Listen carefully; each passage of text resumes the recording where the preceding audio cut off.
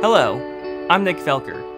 You may remember me from such YouTube videos as integrating smart home devices with the Google Assistant, which you can find in the description below.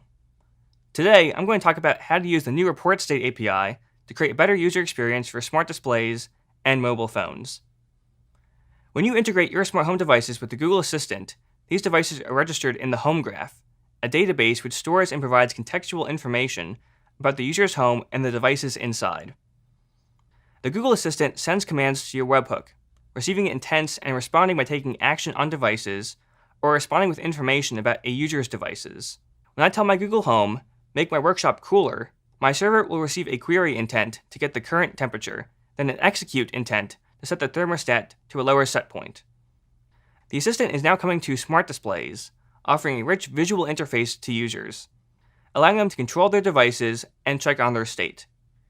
In a visual interface, users usually expect a more immediate response because they're looking at the screen instead of doing something else.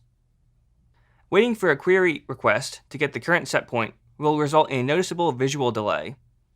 To improve the user experience, we're introducing a new API that will allow smart home developers to report the state of their devices to the Home Graph proactively.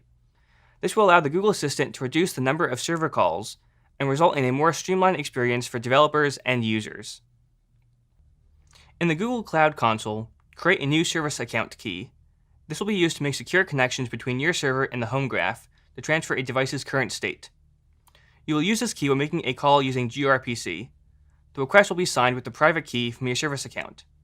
You can also send states using a POST request and a JSON web token. When you report the device state, we recommend sending the entire state of the device. For example, if you have a smart switch, you only need to send the on state for the on-off trait. When reporting the state for the temperature setting trait, you will need to send not just the thermostat temperature set point, but also the thermostat temperature ambient field. Now, when I take a look at my smart display, I can see the temperature of the thermostat updating in real time. Cool!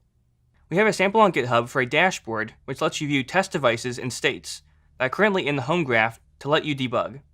Now that you are sending the device state, you will also need to know when to stop sending the device state.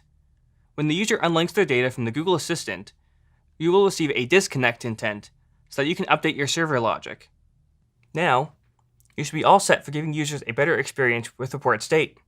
I can make the workshop a little cooler, make the workshop a lot cooler, make the workshop super cool. Ah, perfect. I hope this video helped explain how to get started with integrating your smart home devices with the Google Assistant. Visit the documentation to learn more about smart home and join our community to discuss this with other developers. Thank you for watching. Make sure to subscribe to this channel for more awesome videos.